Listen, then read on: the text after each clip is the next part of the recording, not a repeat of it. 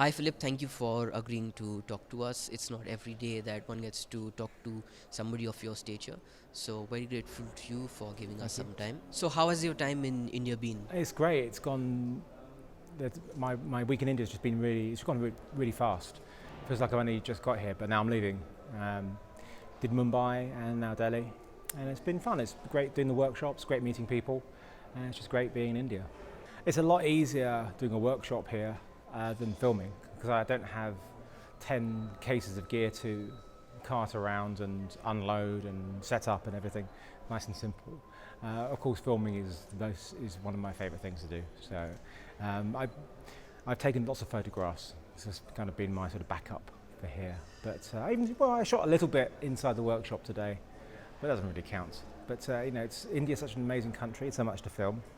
It does feel a shame to spend a week here and not have a chance to film anything properly. Did you pick up any Hindi words? I haven't picked up any words. Everybody speaks such good English. There's no.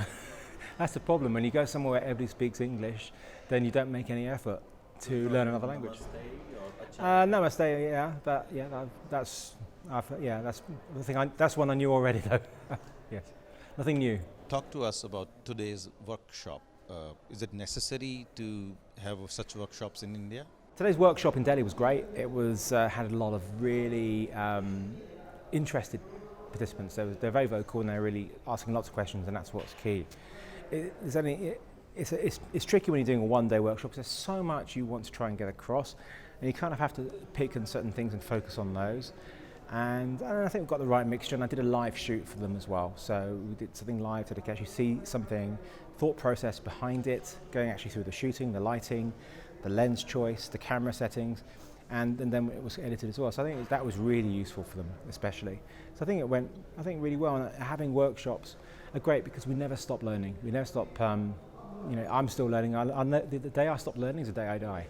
And if you think you know it all, then you're wrong. You don't know it all. You need to learn, and it's not just for me that people have gained something from coming here. They met other people. So it's the networking aspect as well, and hopefully, today's been really valuable for everybody who came. What challenges India throws up? In filming? In filming. I filmed in India on numerous occasions over the past 15 years. I think the first time was 14, 15 years ago, and that was different. I was here for a long period of time, and I was setting up a bureau for Sky News, and also I can't really remember much about what the challenges were like. The next time I filmed in Delhi, I did something for Greenpeace, and I know it's like a busy city, crazy city, very visual, lots of colour, lots of things to see, almost too much to film. And on my last trip to film here, which was last year, was tough. We had a very short period of time. We only had 4 or 5 days here to shoot an hour-long documentary. Our schedule was insane. We were flying constantly, and we were filming places that required lots and lots of permits and stuff like that. And red tape was one of the most frustrating things that we found, and I wanted to escape it. I just want to just shoot. That's it. I'm not a producer. I don't like producing. I don't like dealing with that. I just want to get on with it. And when stuff like that stops me doing what I'm doing, it's like I just hope I want to get it sorted out. So that was the toughest that I've had experience-wise in India, and it was a shame because I really wanted to. I think we just needed twice as long. That was one of the other things. We needed twice as long, and also needed to get out of the cities more to really get out and see India properly. And that's where things come alive, which is really wonderful to film. You talked about color. Yes. When you see color in India, yes. you don't get such colors back in Europe or anywhere else. No. The lighting are so contrasty. So you change your settings. You make some special settings. No, for me the color of India is what people wear, especially. You see, you go into the countryside and into villages, and women are wearing the most incredible colors, and it's like. And you have this amazing green landscape, and then you have these vibrant reds and purples and stuff, and it's very visually arresting. That sort of stuff which I find amazing when I come here. So, do you change your setup when you come to India? Do you travel light? Do you prefer because of the crowd? Do you? My setup for when I was filming in India on the Wonderlist was the same for any place I went to. Same amount of, huge amount of bags and stuff. The only thing that changed was my A camera when I was here last was the F55, and I had real problems filming in lots of places with it because it's big and it draws attention, and I switched to the A7S to get stuff done that I needed to get, which still turned out great. So, but no, nothing special particularly. You know, it's a shame that the Wonderlist wasn't broadcast here in India. The Wonderlist is Series 1. I mean, it's been bought by Endemol, which is a production company, distribution company in the Netherlands, and they're selling it. So it may well come on TV here. It's not been on in the UK either yet. So we're waiting to see who buys it, and they'll have 2 seasons to show, which I think that's what they kind of waited for, so they have more than 1 season to play. So hopefully, Endemol has a very big presence in India. Right. So I suppose I'm sure they'll show it. It's a world show. And it features an episode in India. I'm pretty certain somebody will buy it here. So what can we expect from season 2 of the Wonderlist? First season of Wonderlist is 8 episodes across. Gosh, I can't remember how many countries. It's pretty much a place per episode. It was a country per episode, and we go everywhere from the Greek island to the Galapagos to Vanuatu, small islands in the South Pacific, India, Taj Mahal, searching for tigers. It was all over. It was 4 continents over about 5 months. It's an amazing series. When it really is, they're like time capsules of these different places, but each one looks at a problem or an issue that is facing each place and sees what can be done to help it. If it, what's going and how's it going to look like in 30 years' time. You know, you've been at the forefront of the so-called DSLR revolution. So would you now say that people are now gravitating towards a proper video camera, like especially something like the FS5? I think there's a place for they're not DSLRs anymore because they're all mirrorless the ones that we use, and they're fantastic and shoot so much using the A7S II and the A7R2. Even though I have an FS7, it's just the right tool for that job. I like having the really small footprints, but I also love taking stills, and that's one of the things I love about the hybrid cameras is they take great things of both. So I think it depends on what you want. I think if you're doing, it depends on the work, whether you need a video camera or an A7S would be adequate for you. Certainly video cameras are essential for certain jobs, definitely. Do you think market as a cameraman, we are demanding too much from companies and they are not able to deliver? I think mirrorless and 42 megapixel or XAVC, it's demanding too much in such a small body. It doesn't have to be though. Nobody's actually demanding the 42 megapixels for video. Yeah. Not for video, no. I mean, the A7S is the one that's designed more with video in mind. Are we asking too much for loads of things to be in such a small body? Probably.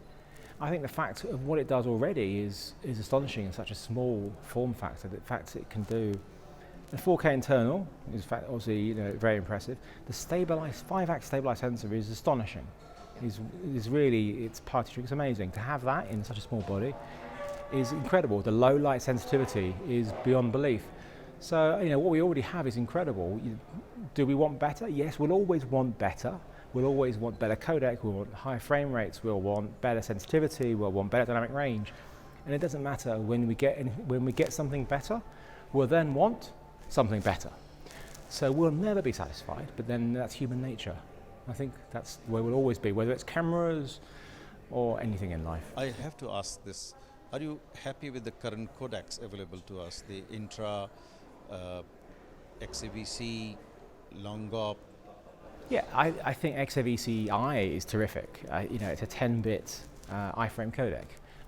That I would like to see that in all of the cameras that Sony make. Of course, it's a professional format codec, and then you're going to need to require faster media and stuff like that. But it is better than the 8-bit B-frame codecs for sure. There is a difference. You can certainly push them a lot harder than you can when you're shooting in some of the lesser codecs. You just have to be, ironically, you have to be better at knowing what you're doing than you do with the more professional codecs. The more professional codecs are more forgiving, Whereas the codecs which are on the cheaper cameras, you really got to get it pretty close to spot on, otherwise you're going to have issues in post.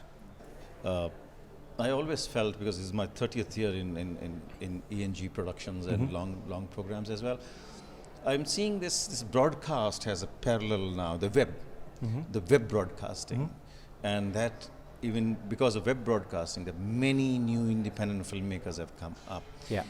Do you think the broadcast will be there, or still it's equally powerful, the web guys? Are we talking about web guys as in like YouTubers, or web guys as in like the Netflixes? The Netflixes. Yeah. Somebody can come and release straight on Netflix. Well, obviously Netflix have to buy it, and it has to be pretty bloody good for something like Netflix to buy it. I think, personally, I think that distribution method and on demand is the future for sure. Without, I haven't watched scheduled TV, properly scheduled TV, for a long time. I record stuff and then I'll watch it back, or ideally it'll be on Netflix or Amazon or whatever it is. It will be on demand, and that's how I like to watch stuff. I want to watch stuff when it suits me, not when it suits the broadcaster. So the traditional broadcast schedule, I think, will definitely change over years to come. When it comes to the smaller independent filmmakers having a place to distribute their work and get it seen, yeah, it's amazing. There is nothing stopping your work getting out there. What is going to be the tricky bit is getting people to watch it. Because obviously with so much out there, too much. Yeah, if you've made a film and you put it on Vimeo on demand, you need to know how to market to actually get people to watch it. That's the tricky bit. Anybody can make a film and put it on Vimeo on demand. The hardest bit is to make people watch it. That's what you need to be good at as well. So who will win? The web guys will win, or the broadcasters, traditional? Or both will have their own space? It'll be the same thing. I think that broadcasters will become part of the web, and as they already are. I mean, some of their biggest shows are seen on the web. Yeah, there was a show, I think it was NBC. It was a show on NBC last season that was a failure on broadcast, and it got pulled from the air. But they pulled from the after 3 episodes, and they put all 14 episodes up online on demand for people to watch, and it was huge. And there has a second season been commissioned, and it's going to be seen just online. So that's I think it's the way forward for sure. It is definitely the way forward. The internet is pretty much everywhere these days, and we want things now. We want things when it suits us, and I think that's what the internet provides, for better or worse. The days of the traditional scheduled TV are going, and it is sad, because appointment to view, which is what it is wonderful. It's nice knowing that, even if it's just Facebook, you can talk to your friends all at the same time, because you've all seen the same show, because you all watched it at the same time. Now, I watch it then, he'll watch it then, she'll watch it then, she'll watch it then, and then eventually you talk about it. But those conversations where you all talk about the same thing because you've all just watched it are few and far between now.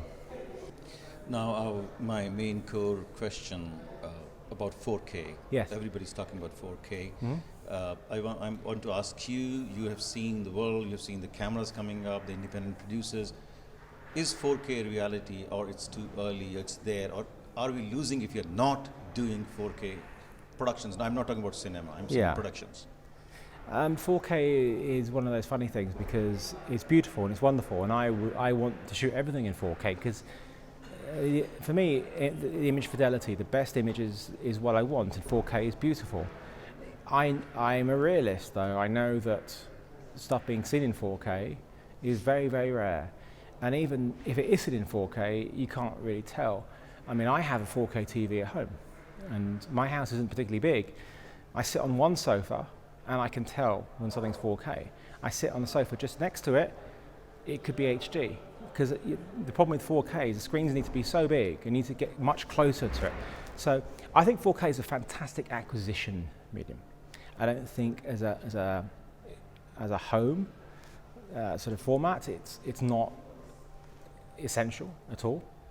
But definitely as an acquisition format, it's incredible. Whether you're using it so you can crop in on interviews and things like that, is great for me as a documentary filmmaker.